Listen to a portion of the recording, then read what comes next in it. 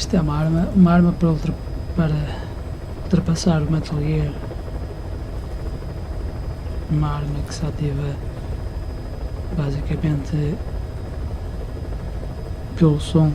Oh, que caraças.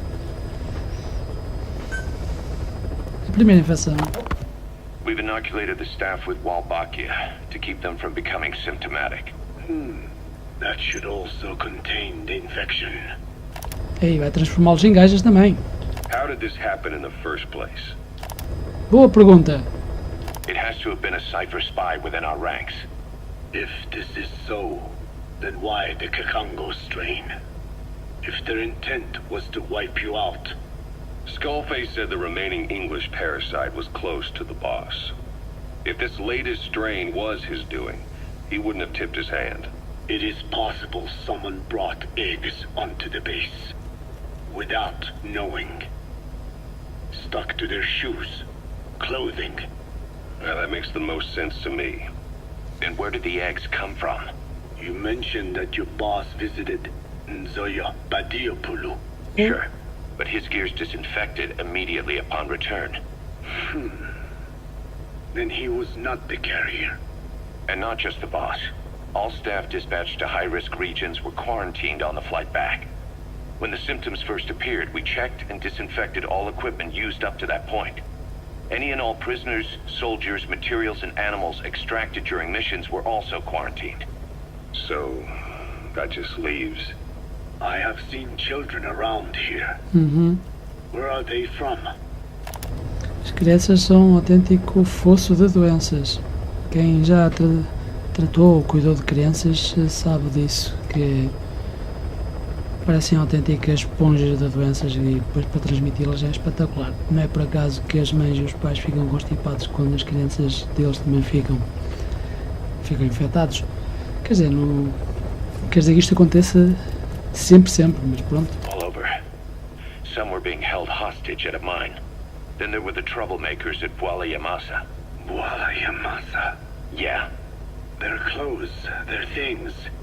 Did you burn them? They're just kids. We couldn't. And besides, not one of them's shown symptoms. The parasites don't infect prepubescent hosts. Their vocal cords are not fully developed. Well, if infection doesn't occur in children... It is possible they carried eggs on their clothes, and the infection spread from them. Check the kid's stuff.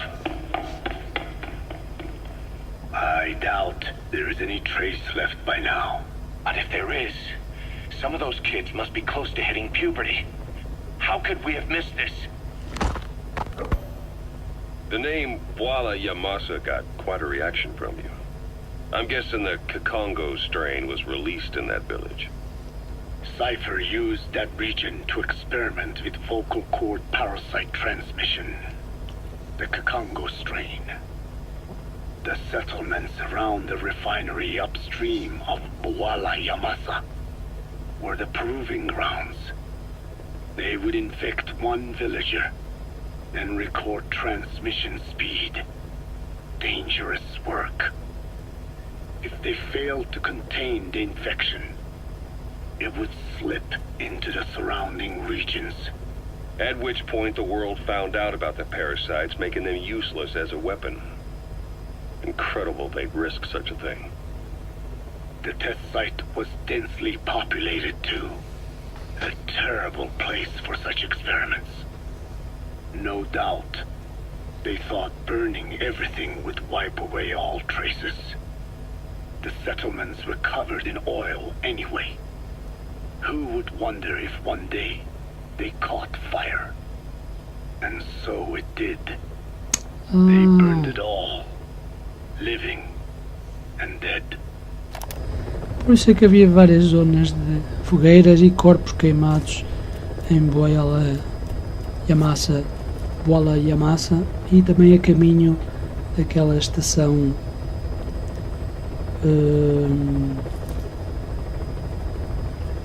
onde tivemos de rebentar com o tanque separador de água e petróleo, que foi responsável pela contaminação das águas que chegavam a bola e a massa. Those remains. But they miscalculated. Transmission speed was far faster than anticipated. It may have been the temperature, or hygiene standards, or perhaps the parasites reacted quickly to Kikongo. Whatever the reason, nearly all villages were swiftly infected, and the settlements reduced to mounds of corpses. Making matters worse, the dry season was ending. When it came time to burn the village, the Moneni River had swelled. Many of the bodies were waterlogged. Meaning they didn't burn completely. The corpses still contained viable eggs, and the larvae washed downstream. And when the people downstream drank that water, That marked the end for Bwala Yamasa. I learned all of this at the mansion. I warned him of the risk of eggs getting out. And? We are prepared for any eventuality. I get it. Putting the oil field back online. The oil leaks, saner. They plan to pollute the river. Prevent the spread of infection. Pronto, era aquilo que eu estava a dizer. A estação que eu mencionei era o campo petrolífero. But the oil flow was stopped. And downstream, the people of Masa village started using the water again. The PF soldiers deployed at the village were locals, spoke Kikongo. They were infected, and the kids survived. I've heard enough. And who stopped the flow of oil? Don't. We did. Yeah. That confirms it. The source of the Kikongo strain infection was Masa village. And the children brought it here. It is no one's fault. There is no blame to be cast. The parasites, they were tested in other regions? Their physiology requires that they be tested under varied conditions. Another test site was in Afghanistan. So it was the parasites there. Both the Pashto and Tajik languages are spoken in the mountains of Afghanistan, and population density is low. Ideal testing grounds for how accurately the parasites target only the specified language. It is also relatively easy to prevent the spread of infection. And the results? The first test, I am told, was a success. Once the Pashtun Mujahideen were infected with the Pashto strain, they were all but wiped out. The Hamid fighters at Smasei Fort. It was doubly successful. No Tajik Mujahideen or Soviet soldiers became symptomatic. So the parasites proved to be effective. What about the second test? Also supposedly a success.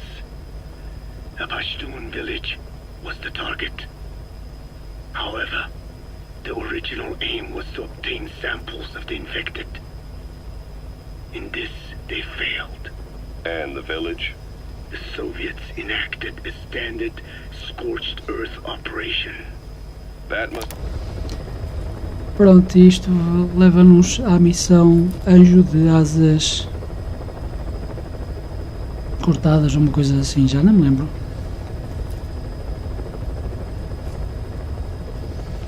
Eu acho que era isso que o Ocelot ia falar agora. In the village where Malak lived. Exatamente. Before being held captive at La Marjate Palace. Having had more time to think on it, the details shared with me may have been false. They are madmen who would do anything to cover up the truth. They certainly seem to like tossing their problems in the fire. As a boy, Skullface's life went up in flames. Perhaps that is what fuels his fixation with fire. Your Wolbachia stopped the infection all right, but I still don't get it. How can a few bacteria change males to females? I know they're only bugs, but...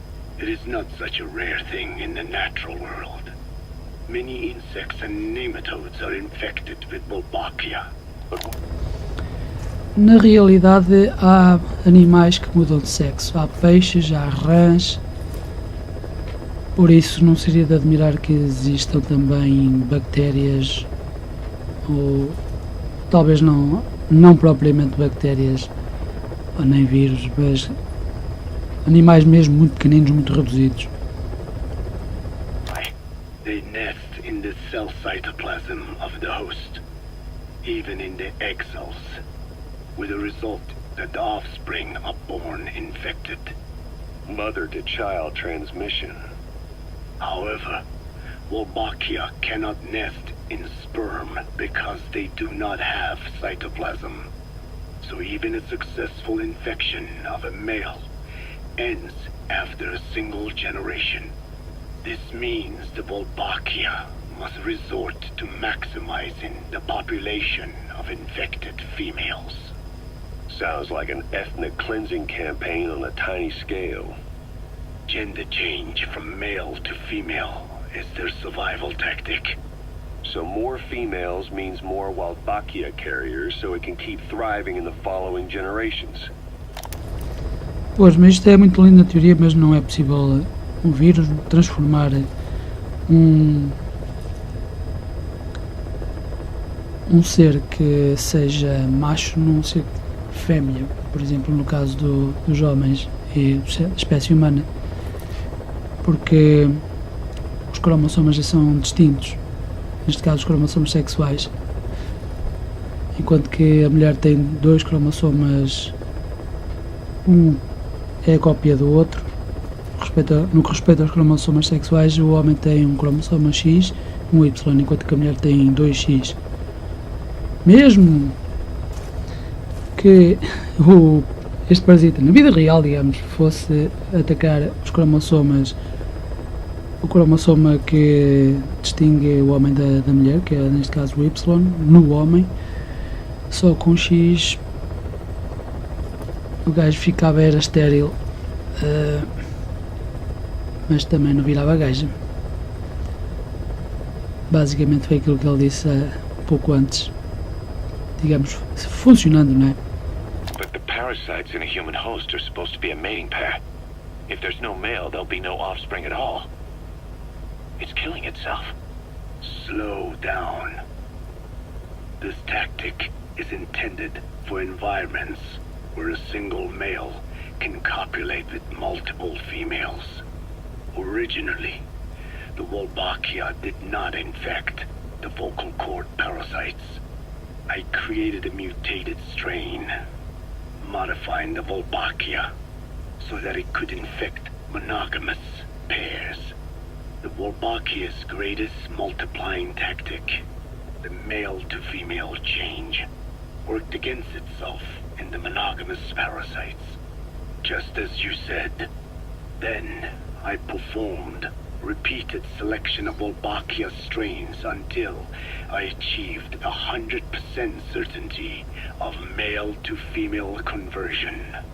Creating female-female pairs, unable to reproduce. Ao fim e ao cabo, como eu estava a dizer há bocado,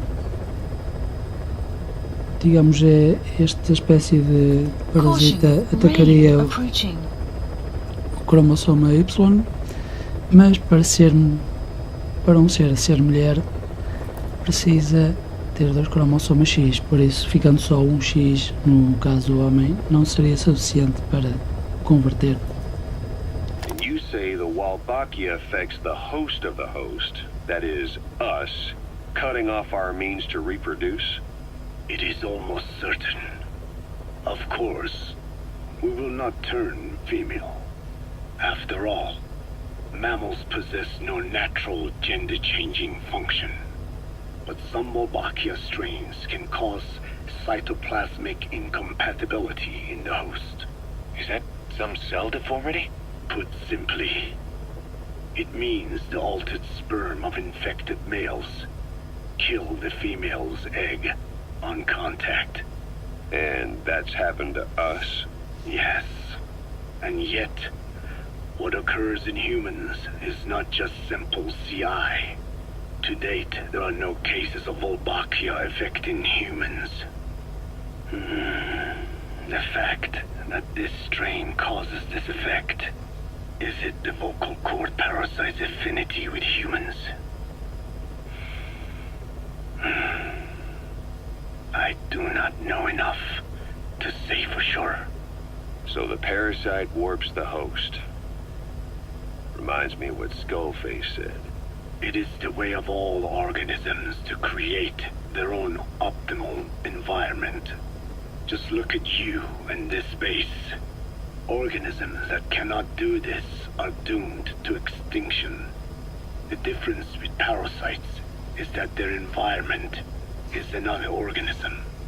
That creates a connection between life and life.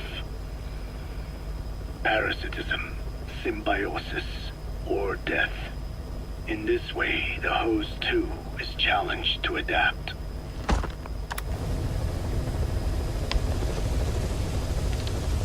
Isto é muito interessante.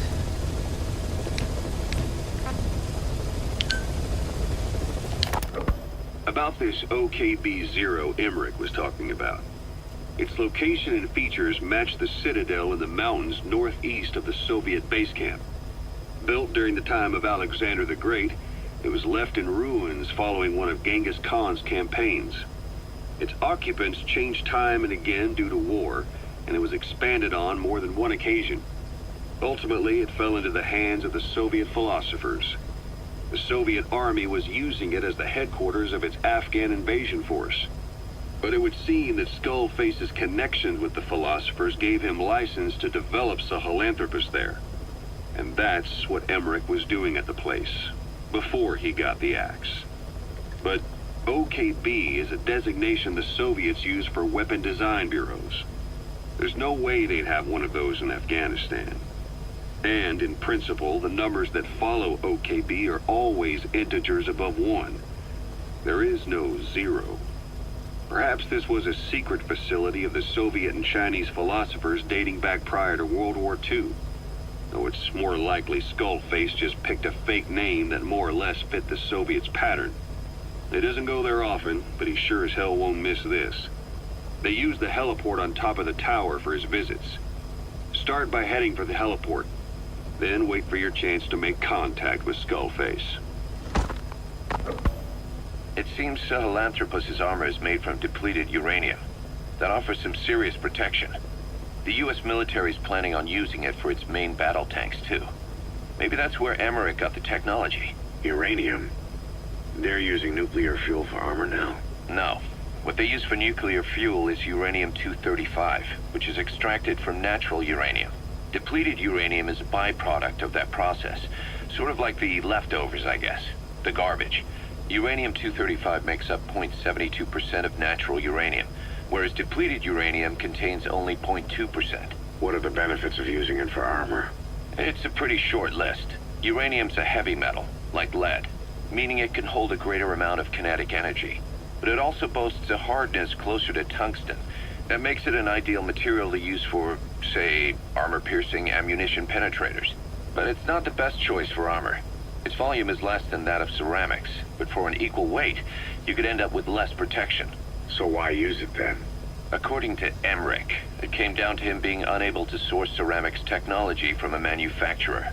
Plus, given that it's an upright walking vehicle, he wanted to reduce the bulk of certain areas. Despite all that, depleted uranium still makes for some tough armor, and Emmerich says it's been proven in live fire tests. It stops most Soviet tank shells. Uau! Mas continua a ser radioativo de 12, não é? Tantos. E hoje, desta vez, consolamos a ouvir cassetes. So, Tucker, what are the metallic archaea? Volcanic craters spewing sulfur. Water hot enough to boil your skin off. Ocean depths of 800 plus atmospheres. Wastelands radioactive enough to kill you where you stand. There are groups of organisms that survive despite. No. Because of living in such environments. I've heard about them. Extremo something. Extremophiles. by selecting certain species, then subculturing and repeatedly modifying them. I created a metallic offspring of pure archaea. They subsist on metals rather than organic matter. And some of them even consume uranium? Yes. Uranium enrichment archaea metabolize only uranium-235. As a result, they produce weapons-grade enriched uranium. How is that possible? Consider how plants fractionate carbon isotopes when they conduct photosynthesis. Nature possesses abilities beyond our imagination. So it was archaea that brought down your chopper? Corrosive archaea, yes. They oxidize metals, feeding off the energy in the electrons they receive. What became of the wreckage? We had the R&D team retrieve samples for study in airtight plastic containers, of course. Prudent. We shall extract archaea from it in good time. They should help you fight back against Blagana. Any chance we could start now? It doesn't have to be a lot. I might just have another use for them. If it's only a small amount you need. That's fine. I'll get the R&D team to assist. Let's go. South Africa was previously suspected of developing nuclear weapons. It already had a conspicuous presence at the UN because of apartheid and its armed expansionism. But when neighboring Angola and Mozambique became socialist countries in '74, South Africa felt hounded into a corner. So it accelerated its nuclear program to protect itself.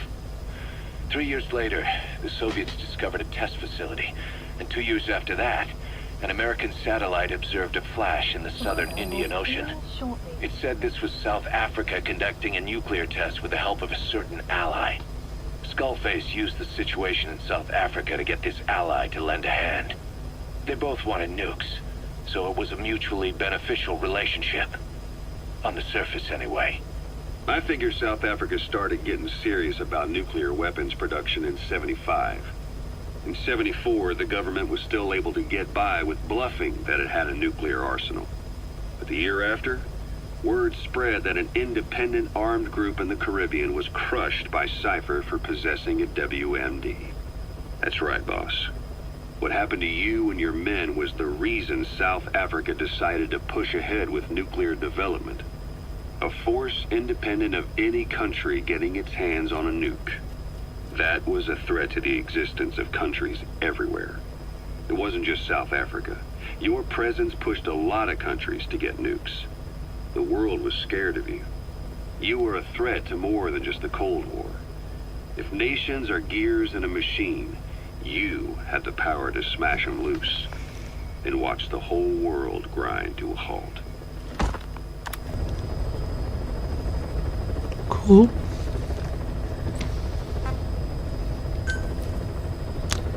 Pois é, que aconteceu às pernas? O homem ficou com a seringa espetada na coxa. Será que com o peso o conteúdo da seringa foi injetado no corpo dele e depois começou a desfazer as pernas por dentro do corpo dele? Quer dizer, os parafusos que estavam atarrachados ao esqueleto. Emmerich uses externally powered legs of his own design. It's bionics technology, a product of the U.S. military's failed attempt to develop a powered exoskeleton. All the wearer has to do is apply a little force, and the actuators continue the movement in that direction. But his legs are unique. Instead of using a hydraulic mechanism, the actuators run off metallic archaea. That increases the actuator's reaction speed and also enables him to lock and release the joints at will. The legs are a nifty little gadget, but they have two clear weaknesses. First, they're dependent on external power, maybe because he built them knowing he couldn't leave his lab. There's no internal battery. That's why they won't work if they aren't plugged in. Second, and this is more than just a weakness, the legs are directly connected to his bones. Could be to minimize signal loss in the order's output to the legs and the drive response from them. Either way, Emmerich has used bolts to attach load-bearing parts directly to his femurs. probably by mimicking surgical treatment for compound fractures and the like. But the end result is those legs and his body are fused together. And that appears to be how he's able to move them so precisely. But that also means that any shock to the legs would be delivered right to his bones by way of those bolts. The same is true if he encounters the corrosive metallic archaea. If the corrosive archaea ate into the exposed bolts, they'd reach the endoskeleton parts and eat through them too in the blink of an eye. The doctor's bones are full of holes to accommodate all the bolts. They're like sponges. If he were to lose the reinforcing parts, even the tiniest bit of force or weight would snap his bones. So when I dangled those corrosive metallic archaea in front of him, he realized straight away what would happen. Life wouldn't be worth living if he lost those legs of his. I'd bet that is what the doctor fears the most. I just helped him imagine what it would be like. Thanks to that, I got the information we needed without either of us getting hurt. You know how he is. He's probably already over the shock. The better you know your adversary, the easier it is for you to get information from them. And vice versa. Ok.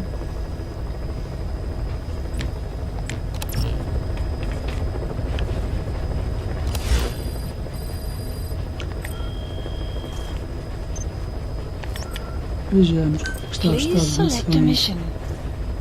Ai, agora temos de limpar o setup para o Skullface. Ai, tem de ser.